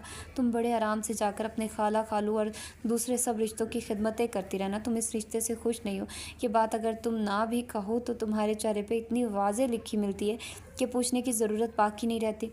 तुम टेंशन का शिकार मत हुआ करो। टेंशन क्रिएट करने वाली तो मेरी ज़ात ही है ना, क्योंकि बाकी सब फैमिली के साथ तो तुम नॉर्मल हो। एक फ़कत मेरी ज़ात से तुम्हें सब बिखेड़े हैं तो मैं ख़त्म कर दूंगा। पहले भी जब तुमने अपने वालिद साहब का साथ दिया था, मैंने कोई एतराज़ तो नहीं किया था। हाँ, थोड़ा सा एहतजाज तो मेरा हक था। वो फिर से रोना शुरू हो गई तो अब साम गहरी सांस भर कर रह गया। अगर मैं तुमसे भी अलहदगी ले लूँगी तो अब्बू यही सोचेंगे कि मैंने उनको माफ़ नहीं किया। हालांकि मुझे उनसे सिवाय तुम्हारे साथ शादी कराने की और कोई शिकवा नहीं है। अगर मुझे ज़रा भी इल्म होता कि ये मेरी शादी तुमसे करा देंगे तो मैं कभी फ़रीद से अलहदगी ना देती। मैं उसके पैर पड़ जाती, किसी भी तरह उसको मना लेती कि अपनी चार दीवारी में रहने दे। ना रखता वो मुझसे कोई ताल्लुक़, बदले में हफ्ते में एक दफ़ा हाथ उठाने की बजाय रोज़ मार लेता। मगर फिर भी इस ज़िंदगी की ज़लालत इस मौजूदा ज़िंदगी से कम ही होती। अब तो मैं अपने आप से भी आंख मिलाने के काबिल नहीं रही हूँ। वो अपनी भवें के दरमियानी हिस्से में उंगली फेर रहा था। बड़े ठहरे और सर्द लहजे में बोल रही थी, ये सारी बकवास करने के बजाय तुम एक ही दफ़ा मुझे गोली क्यों नहीं मार देती, या कहो मैं खुद अपने आप को शूट करके तुम्हारी परेशानी दूर कर दूँ। अमसाल उसके लहजे से खाइफ होकर धीमे से बोली, ऐसी बातें ना करो। जवाब में झुंझला उठा। ऐसी नहीं तो और कैसी बातें करूं? मेरी बीवी मुझे बोले कि मेरे साथ ज़िंदगी गुजारना उसके लिए ज़लालत का बायस है, तो क्या इस बात पर मुझे फ़ख्र से सीना चौड़ा करके चौक में अपना पुतला लगवाना चाहिए कि आने जाने वाले मुझ पर फूलों के हार डालकर गुजरे? इंसान उसका गुस्सा देखकर गड़बड़ाई। मैंने बीवी की हैसियत से थोड़ी ऐसा बोला है। उसकी बात पर फट सवाल आया था। अच्छा, तो क्या मेरी गर्लफ्रेंड की हैसियत से इरशाद फरमाया? वो आगे से खामोशी हो गई। अब सामने अपने बालों में हाथ फेरा। मेरी एक बात मानूंगी, मैं इस वक्त ऑफिस में हूँ, ज़्यादा लंबी बात नहीं कर सकता, और वैसे भी ये मसला फ़ोन पे बैठकर हल करने वाला नहीं है, इसलिए मैं तुम्हारे लिए टिकट करा देता हूँ। तुम इधर आ जाओ, फिर बात करेंगे। उसके बाद के दौरान अमसाल ने नफ़ी में सर हिलाना शुरू कर दिया था। मैं हरगिज़ भी वहाँ नहीं आऊँगी। अब शाम की ताज्जुब से तेवरी चढ़ी। पूछ सकता हूँ कि क्यों नहीं? उसने फिर नफ़ी में सर हिलाया तो वो नरम हो गया। तुम्हें इल्म है कि सारी फैमिली को हम दोनों की वजह से कितनी टेंशन है, और तुम्हें लगता है कि एजाज मामू की सेहत स्ट्रेस बर्दाश्त कर सकती है? वो दरमियान में ही झुंझलाकर कदरे ऊंची आवाज़ में बोली, ये भी अच्छा तरीका है। एजाज मामू की सेहत दिखाकर निकाहनामे पर साइन करवा लिए। एजाज मामू की सेहत दिखाकर आज अपने पास बुला रहे हैं, कल को एजाज मामू की सेहत दिखाकर बच्चे पैदा करवा लोगे। जज्बाती पर मैं बोलते हुए अंदाज़ा ही न हुआ कि क्या बोल गए, मगर दूसरी तरफ अब शाम के बेख्तियार और बेसाख्ता भरने वाले भरपूर कहके ने शर्मिंदा कर दिया। वो भी हंसा तो हंसता चला गया। मिसाल को और कुछ ना सूझा तो लाइन ही काट दी। अब ऐसी भी कोई बात नहीं, बोल दी कि दांत ही अंदर ना हो। फ़ोन पर कॉल आ रही थी, मगर उसने कॉल उठाने की बजाय फ़ोन बेड पर फेंक दिया और ख़ुद बुड़बुड़ाते हुए उंगलियां चटकने लगी। फ़ोन जब चीख कर बंद हो जाता तो 2 सेकंड के वक्फे के बाद दोबारा से चीखने लगता। उसने जैसे कहानी बंद कर लिए थे, फ़ोन वहीं छोड़कर बाहर आ गई। सिटिंग रूम के दरवाजे के पास ही पहुंची थी कि अंदर मौजूद सब अफराद अपनी बातें छोड़ उसकी शक्ल देखने लगे। उसने ताज्जुब से बारी बारी सबकी शक्ल देखी। क्या मेरे सींग निकल आए हैं? पूछने के साथ ही उसने अपने सर पर हाथ फेरा। सबसे ऊंचा कहका उसके अपने वालिद का था, जो उसको प्यार भरी नज़रों से देख रहे थे। उनके चेहरे पर चमकती खुशी ने अमसाल को मबहूत कर दिया था। जहन में सवाल उभरा कि क्या वाकई मेरी ज़ात मेरे बाप के लिए इतनी अहमियत की हामिल है। मेरे अब्साम के साथ बात करने से ही उन सब अफराद के चेहरे खिल उठे हैं। अबू ने इशारा करके अपने करीब आकर बैठने का कहा तो वो उनके करीब बैठ गई और अपना सर उनके कंधे से लगा लिया। दुनिया में सब रिश्तों में उसे अपना बाप अजीज़ था, जो उससे धीमी सी आवाज़ में सहेलियों की तरह पूछने लगे, फिर कुछ बताया, तुम्हारे मियाँ ने कब घर आ रहा है?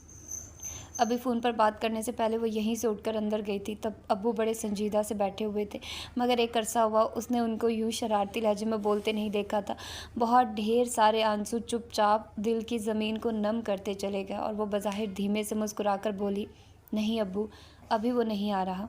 उनके चेहरे पर तारीक साया लहरा गया, बल्कि मुझे वहाँ आने का कह रहा है। उसी पल वो चेहरा फिर से खिल उठा, आंखों में नमी घुल गई, सारे हॉल में आवाज़ें गूंजने लगी। अच्छा, ये तो बड़ी अच्छी बात है, तुम्हारी भी आउटिंग हो जाएगी, खाला ने कहा, जबकि खालू बोले, मैं अभी सीट कंफर्म करवाने के लिए फ़ोन करता हूँ, हो सकता है शाम की ही मिल जाए। समरा बोली, चलो आओ, मैं तुम्हारी वार्डरोब में से अच्छे अच्छे कपड़े निकाल दूँ। अम्मी बोली, मैं और अमारा मार्केट का चक्कर लगा कर आती हैं, जो भी चाहिए लिस्ट बना दो। वो हैरान परेशान होकर एकदम चिल्लाई, बस खामोशी छा गई। सच्ची में मुझे इल्म होता ना कि आप लोग मुझे यहाँ से निकाल कर इतने खुश होंगे, तो मैं कभी भी अपने मासूम से शौहर को वहाँ नौकरी के ऊपर छोड़कर यहाँ ना रुकती। सच्ची कहते हैं कि भलाई का कोई ज़माना नहीं। And thank you very much, आप लोगों को कुछ भी तकल्लुफ़ करने की ज़रूरत नहीं है।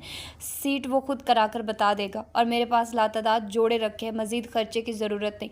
अब आप लोग मुझे इजाज़त दें तो मैं अपने कुछ काम कर लूँ।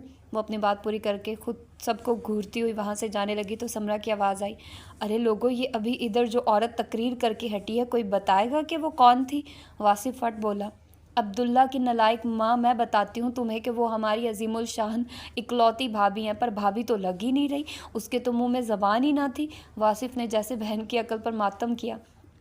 अब्दुल्ला की माँ ज़बान तब तक ना थी जब तक उनका अपने मियाँ से खामोशी का रोज़ा चल रहा था। अभी रोज़ा खुल गया, इसलिए अपनी खैर मनाओ। साथ ही खाला खालू से मुखातिब हुआ, क्या है यार बुज़ुर्गों, मेरे यार को भी साथ लेकर आते, कोई गाड़ी का पेट्रोल उसके साथ आने से ज़्यादा तो नहीं लगना था। एजाज मुस्कुराते हुए कहने लगे, नहीं बेटे, घर पे भी तो किसी ने रुकना था, तुम ऐसा करो ना, वापसी पे हमारे साथ चलो, बल्कि तुम्हारे दादा को भी साथ लेकर जाना है, कपास की कटाई हुई है, डेरे पे आजकल बड़ी रौनक लगी है। दादा उसी वक्त बोले, हमारा पुत्र, मेरा बैग तैयार कर दो, आज समरा भी जा रही है, अमसाल ने भी जाना, और ये लूमड़ा वासिफ अगर मासी मास्टर के साथ चला गया तो मैं घर पर तुम्हारे मियाँ की सड़ी हुई शक्ल नहीं देख सकता। अच्छा यही है कि एजाज के डेरे पे आने जाने वाले चंगड़ों से नए नए किस्से सुनकर आऊँ। सिकंदर की बेचारी सी बनी शक्ल देखकर सबकी एक दफ़ा फिर हंसी निकल गई। सच्ची में मुझे इंतहाई शर्म आ रही है। समरा ने उसके बाजू पे एक हाथ रसीद किया। सच्ची की कुछ लगती ना हो तो पिछले 1 घंटे से आप 100 बार यही एक फ़िक्रा बोल चुकी हो और कुछ नहीं बचा कहने को। उसने समरा के गोल गप्पे के गाल पर बोसा लिया। मुझे यूँ लग रहा है कि मैं इस्लामाबाद नहीं बल्कि तीसरी दुनिया के किसी मुल्क जा रही हूँ, जो यूँ 2 गाड़ियाँ भरकर आप लोग मुझे एयरपोर्ट सी ऑफ करने आए हैं। वो वाकई बड़ी परेशान सी सूरत बनाए खड़ी थी। अमारा ने धीमे से हंसते हुए अमसाल को खुद में भींच दिया। मेरी जान, ये हमारे बस की बात थोड़ी है। यकीन जानो तो मियाँ बीवी ने यूँ अचानक से अपनी बोलचाल का सिलसिला शुरू करके हमें दोबारा से ज़िंदा कर दिया है। अब शाम तो को तुम मनाना कि वो अब लाहौर ही शिफ्ट हो जाए, तुम्हारी बात का इनकार नहीं करेगा, मुझे तो हमेशा टाल ही देता है। वासिफ ने दरमियान में ही टोक दिया, मेरी भोली माँ, जिस वजह से भाई छुपे हुए थे, जब वो वहाँ जा रही हैं तो अब भागकर भाई ने वापस अपनी अम्मा के पास आना है। हंसी के फुवारों के दौरान वो एक एक करके सबसे मिली। सिकंदर ने उसके सर पे शफकत से हाथ फेरते आगाह किया, मेरी बात हुई अब्साम से, कह रहा था कि कब तक इमसाल को भेजेंगे। मैंने कहा अभी हफ्ता 2 तक। साहबजादे ने खामोशी से फ़ोन रख दिया, मगर तुम फिक्र ना करो, उसके मुलाजिम लड़के को मैंने फ़ोन करके कह दिया, वो ऐन वक्त पर उसे बताकर एयरपोर्ट भेज देगा। वैसे तो खामोशी से सर इस बात में हिला दिया। दिल में वो सोच रही थी, आप लोगों को अगर मेरे यहाँ से जाने और उसके यूँ बुलाने की हकीकत मालूम हो जाए तो क्या हो। आखिर मैं अब्बू से मिली तो उन्होंने कहीं पल तक उसको अपने साथ लगाए रखा। दोनों बाप बेटी की नम आंखें देख कर सभी इमोशनल हो गए थे। अब्बू ने उसके गाल पे बहने वाले चंद कतरे अपनी हथेली पर समेट लिए थे। अमसाल, अब्साम, तुम मेरी वो बेटी हो जिसने आज तक कभी किसी मकाम पर मेरा सर झुकने नहीं दिया। तुम ये ना समझना कि जो तुम्हारे दिल पे बीत रही है तुम्हारा बाप उससे नावाकिफ़ है। मेरी जान, जब आप माँ बाप की रज़ा को अपनी रज़ा मान कर उनका सीना दुनिया के सामने यूँ चौड़ा कर देते हो तो माँ बाप तुम्हारे लबों से निकलने वाली हर खामोश सिसकी सुन रहे होते हैं। دل میں محسوس کر رہے ہوتے ہیں۔ تمہیں یہی لگتا ہے کہ یہ رشتہ بس بڑوں نے ایک دفعہ پھر اپنا حق استعمال کرتے ہوئے جوڑ دیا۔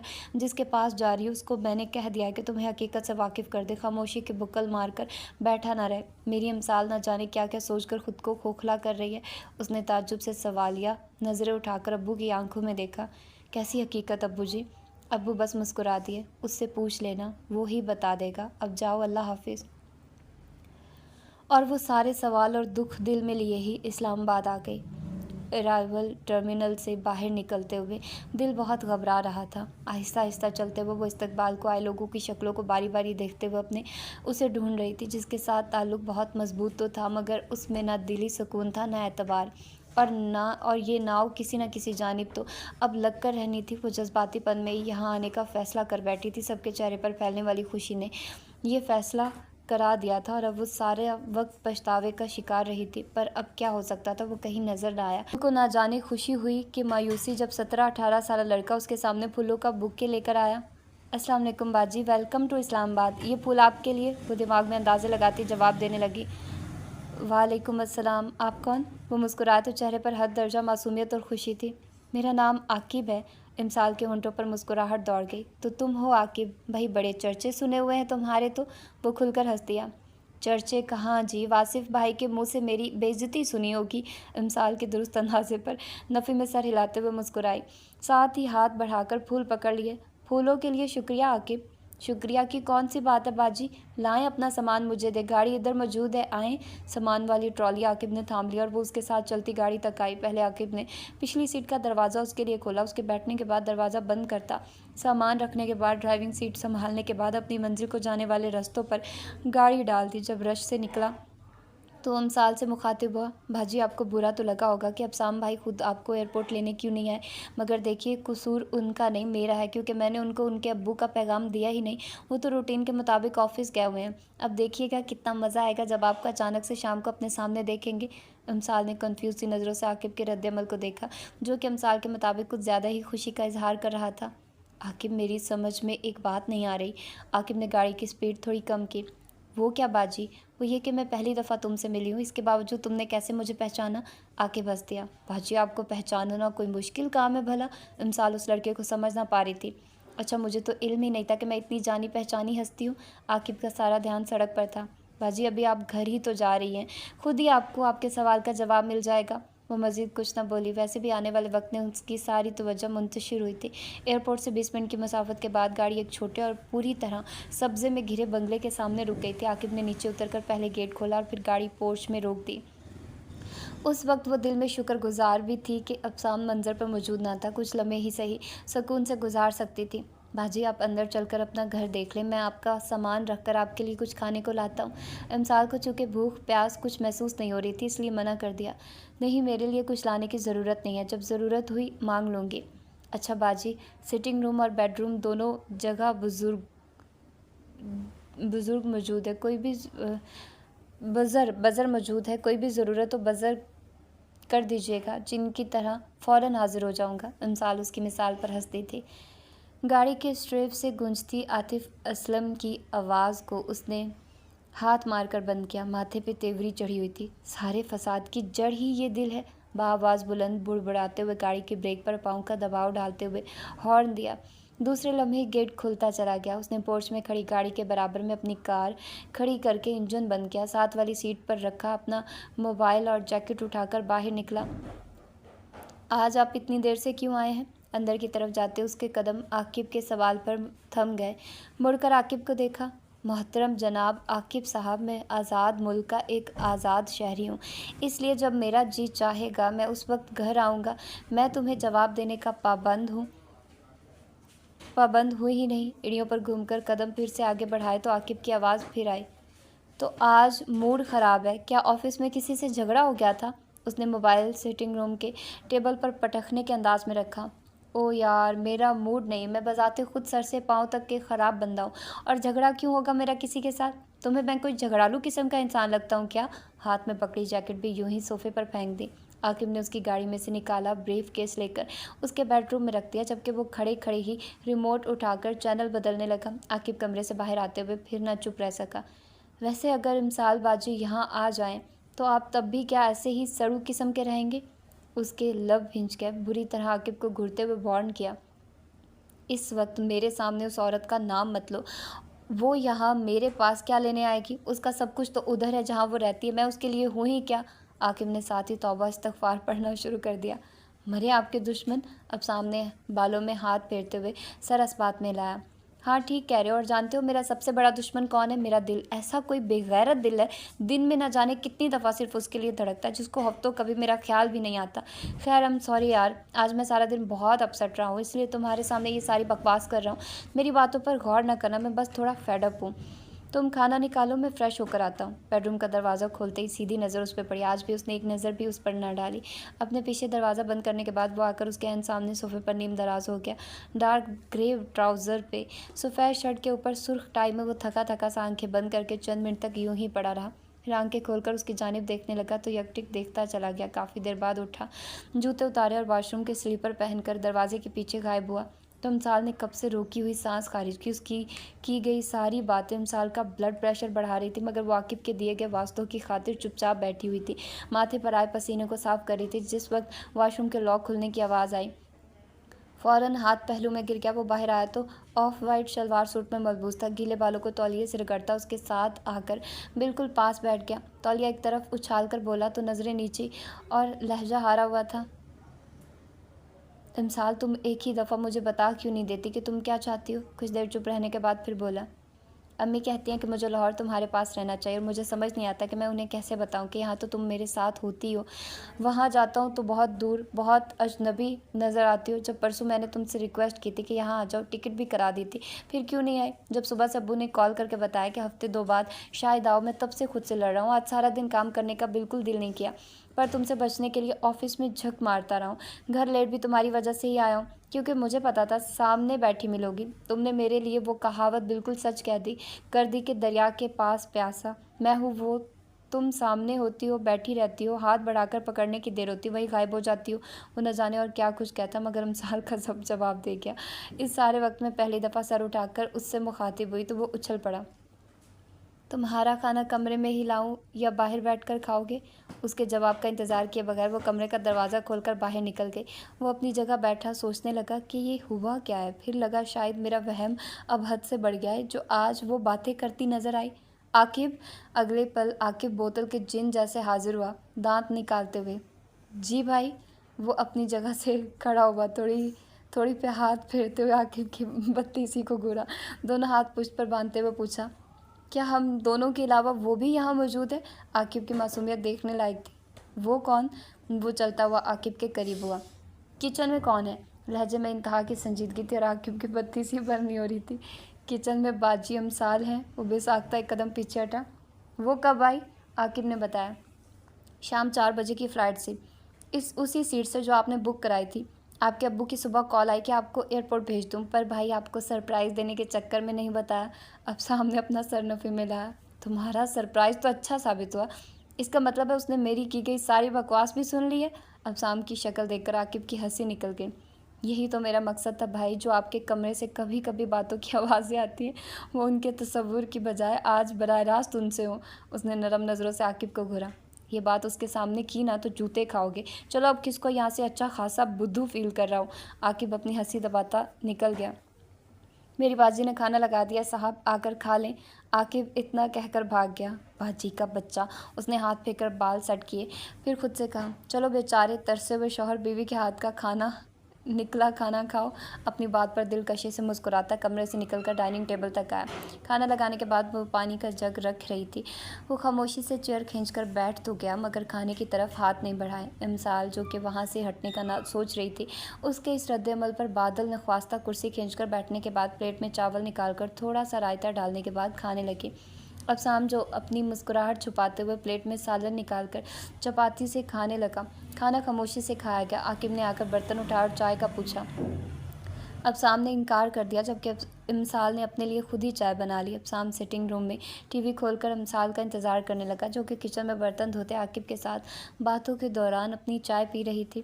جتنے دن میں ادھر ہوں، تم کاموں کی فکر چھوڑ کر اپنے امتحانات کی تیاری کرو، کل سے میں یہ سب دیکھ لوں گی۔ عاقب نے جواب میں کانوں کو ہاتھ لگائے۔ तौबा इस्तग़फ़ार, कैसी बातें कर रही है। ऐसा तो आकिब की मौत के बाद ही होगा कि आकिब की बाजी ये सारे काम खुद करे। और वैसे भी खाना पकाने के अलावा बर्तन धोने का मुझे जुनून है। अगर ये काम ना करूँ तो सबक भी याद नहीं होता। सबक याद ना हो रहा तो फ़ेल हो जाऊँगा।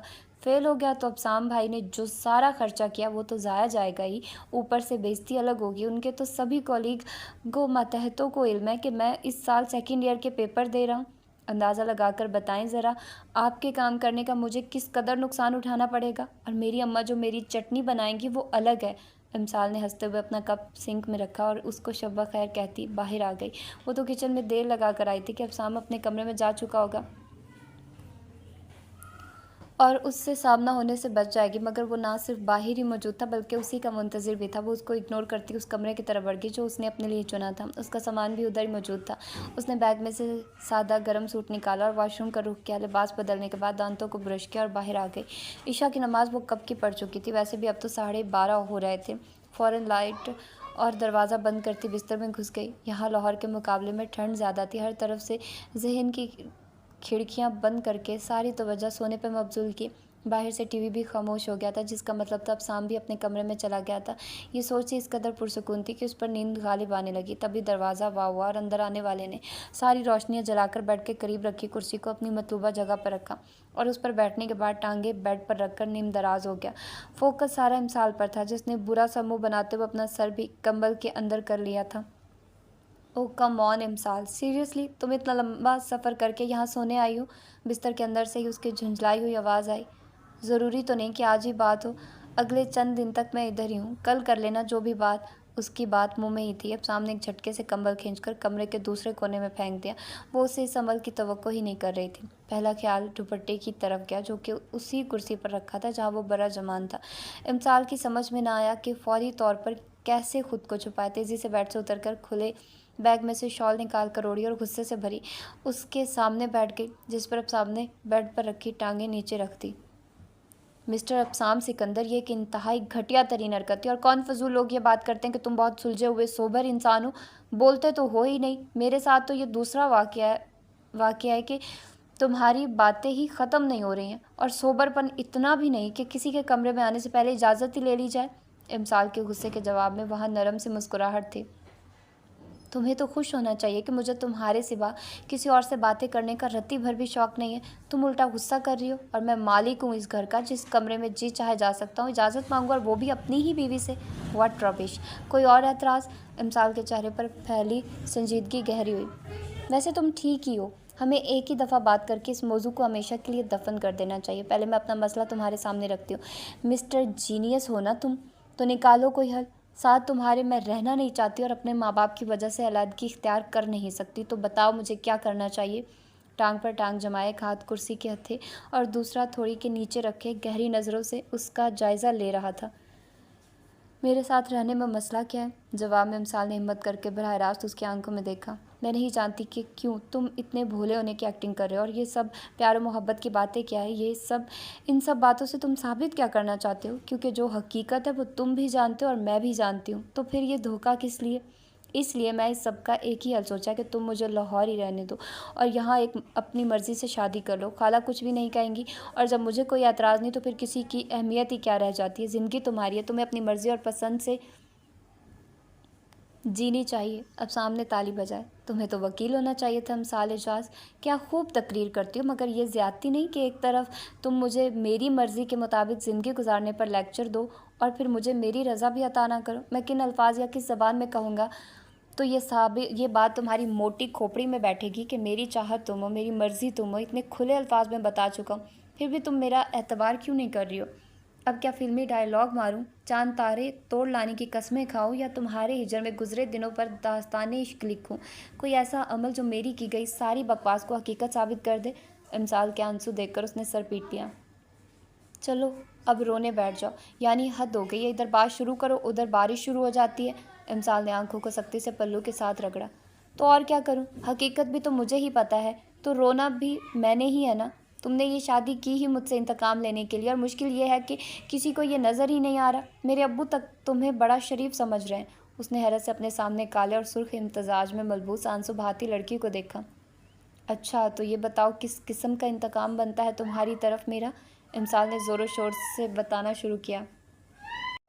ابو نے تمہیں نکھٹو بولا تھا اور میری شادی کہیں اور کر دی تھی۔ اب خالہ نے تمہیں میری محبت میں مجبور کر کے نکاح پڑھوا دیا، اور وہ کیا تھا؟ ٹھہرو، ابھی دیتی ہوں۔ میں نے اسی لمحے کے لیے سنبھال کر رکھا تھا۔ اٹھ کر ابسام کی تعاقب کرتے نگاہوں کو نظر انداز کرتی اپنے ہینڈ بیگ کی اندرونی جیب سے سنبھال کر رکھا ہوا چیک نکال لائے، لا کر اس کی گود میں پھینک دیا۔ اتنا بڑا حق مہر رکھ کر لوگوں کو یہ بتانے میں تو کامیاب رہے ہو کہ انہوں نے اسی دولت کے لیے بیٹی کہیں اور بہائی تھی، آج میرے پاس ہی واپس آ گیا۔ اور کچھ لوگ تو یہی سمجھتے ہوں گے نا کہ تمہارے نکاح میں آئی ہی اتنے حق مہر کی وجہ سے ہوں۔ وہ تو سوچ رہی تھی اب بھانڈا کھل گیا تو گھبرا جائے گا، مگر وہ اسی تحمل سے بیٹھا رہا، بلکہ پوچھا، اور کچھ؟ امسال نے ناراضگی سے نظر پھیر لی۔ اعلیٰ درجے ہٹ دھرمی تھی۔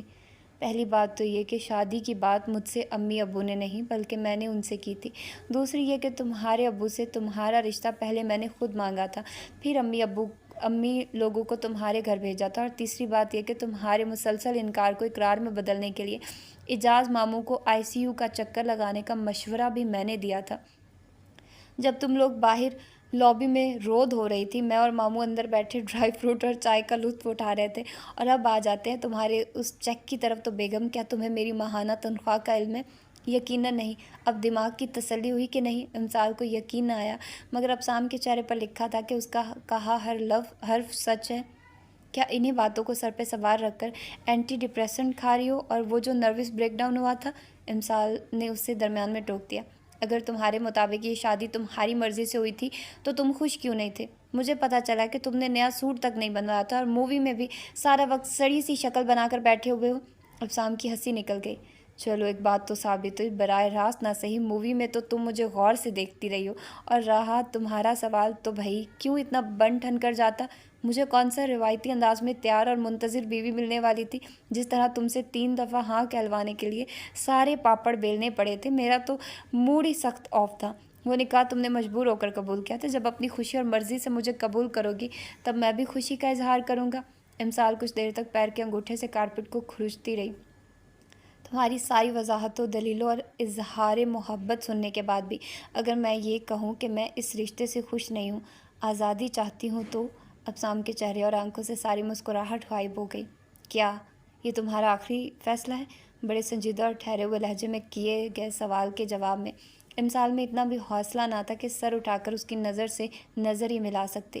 کتنی دیر گزر گئی، دونوں خاموشی کی چادر اوڑھے بیٹھے رہے۔ وہ سر جھکائے آنسو بہاتی رہی، اور وہ گال کے نیچے ہاتھ رکھ کے بیٹھا اس کے جھکے سر اور گاہے بگائے آنسو صاف کرنے کے لیے اٹھتے ہاتھ کی حرکت کو دیکھتا رہا۔ جانتے ہو، مجھے تم بالکل بھی پہلے والے ابسام محسوس نہیں ہوتے، بہت اجنبی سے لگتے ہو۔ اس نے ماتھے کو مسلا اور بولا، کیا اس لیے رو رہی ہو؟ اس نے اپنا سر نفی میں ہلایا۔ تو پھر کیوں رو رہی ہو؟ امسال نے دوپٹے کے پلو سے ناک صاف کی اور بولی، مجھے خود علم نہیں کہ کیوں میں تمہارے سامنے کمزور پڑ جاتی ہوں، حالانکہ روتی تو میں تب بھی نہیں تھی جب فرید کی اماں مارتی تھی، تب آنکھ میں ایک آنسو تک نہ آتا تھا۔ جس دن فرید نے دوسری شادی کی تھی، نہ ہی اس دن رونا آیا تھا۔ جب اس نے طلاق بھیجی، پھر تمہارے سامنے آتے ہی کیوں جی چاہتا کہ اتنا روؤں کہ میرا وجود بھی ان آنسوؤں میں بہہ کر ختم ہو جائے۔ اس نے سر اٹھا کر براہ راست ابسام کی آنکھوں میں دیکھا۔ دونوں پلکیں جھپکائے بغیر ایک دوسرے کی نظروں میں دیکھتے رہے۔ ابسام اپنی جگہ ساکت تھا۔ یکدم اس کے وجود میں حرکت پیدا ہوئی۔ کرسی چھوڑ کر کھڑا ہونے کے بعد اس نے امسال کو ہاتھ سے پکڑ کر کھڑا کیا اور سختی سے اپنے سینے میں بھینچ لیا۔ امسال کے آنسو اب اس کی شرٹ بھگو رہے تھے اور وہ اس کے کان کے قریب سرگوشیاں کر رہا تھا۔ آئی ایم سو سوری، جو بیت گیا اس کو برا خواب سمجھ کر بھلا دو۔ اس نے امسال کا چہرہ اپنے دونوں ہاتھوں میں تھاما۔ رو رو کر سرخ ہوئے چہرے پر ابسام کی فرمائش پر ہنسی دھنک بن کر پھیل گئی۔ اس کو ہنستا ہوا دیکھ کر جواب میں وہ بھی کھل کر مسکرایا۔ امسال، کیا تم مجھ سے شادی کرو گی؟ امسال کی خوبصورت ہنسی جلد رنگ بکھیر گئی۔ بدھو، ابھی تو میں نے ڈیٹ کے لیے ہاں نہیں کیا، تم پرپوزل پر بھی آ گئے۔ اب سمجھ میں آیا کہ تم ابھی تک کیوں سنگل گھوم رہے ہو، یوں ہی پہلی ڈیٹ پر ہی پرپوز کر کے لڑکیاں بھگا دیتے ہوں گے۔ اس نے امسال کے دونوں ہاتھ اپنے ہاتھوں میں لیے اور مسکراتے ہوئے بولا، اصل میں پہلا تجربہ، اس لیے یہ غلطیاں کر رہا ہوں۔ تم بس شادی کے لیے ہاں کر دو، آئی پرومس کہ تمہارے علاوہ کبھی کسی لڑکی کو پہلی ڈیٹ پر نہ ہی تو پرپوزل دوں گا، نہ ہی آئی لو یو بولوں گا۔ امسال نے اپنے بالکل قریب کھڑے اپنے ہینڈسم شوہر کو ایک دفعہ نظر بھر کر دیکھا، جو اس کی آنکھوں میں دیکھتے ہوئے دلکشی سے مسکرا رہا تھا۔ امسال نے سر اسپات میں ہلاتے ہوئے ہاں کر دی۔ ابسام نے امسال کے ماتھے پر بوسہ دے کر اس کو خود میں چھپا لیا۔ بعض دفعہ خوشیاں آنے میں تھوڑی تاخیر کر دیتی ہیں، مگر آتی ضرور ہیں۔ تو یہ تھا آج کا ناول. ہوپفلی کہ آپ لوگوں کو پسند آیا ہوگا اور آپ لوگوں نے انجوائے کیا ہوگا. اور میں آپ لوگوں سے جیسے کہ اسٹارٹ میں بھی بولا ہے اور اب بھی بولوں گی کہ پلیز پلیز پلیز اس چینل کو سبسکرائب کر دیں. آپ لوگوں کا کچھ بھی نہیں جاتا یار, آپ لوگوں نے صرف ایک سبسکرائب کرنا ہے. اور جلدی سے 1000 سبسکرائبرز کمپلیٹ کر دیں اور اچھا سا کمنٹ کریں. اور نیلم ریاست کے ناولز ویسے بھی بہت اچھے ہوتے ہیں اور جتنے بھی میں نے ناولز پڑھے ہیں وہ بہت اچھے ہیں, لیکن اب جو نئے والے ناولز آ رہے ہیں اس کی پرمیشن نہیں ملتی نیلم ریاست کے, تو وہ پڑھ نہیں سکتے. لیکن یہ پرانے والے ہیں اور شارٹ ناول ہے, تو اسی لیے پھر میں نے اس کو پڑھ دیا ہے. تو آپ لوگ اپنا فیڈ بیک ضرور دیجیے گا. ایک دفعہ پھر سبسکرائب ضرور کرنا ہے, نہیں تو بولنا نہیں ہے میں نے آپ لوگوں سے. اچھا, تو انشاءاللہ میں بھی جلدی شارٹ ناول سٹارٹ کروں گی اپنے ہی چینل پر ناولز فار ایور پر, تو آپ لوگوں سے پھر پراپرلی بات ہوا کرے گی. تو ملتے ہیں کسی اچھے سے ناول کے ساتھ. اللہ حافظ.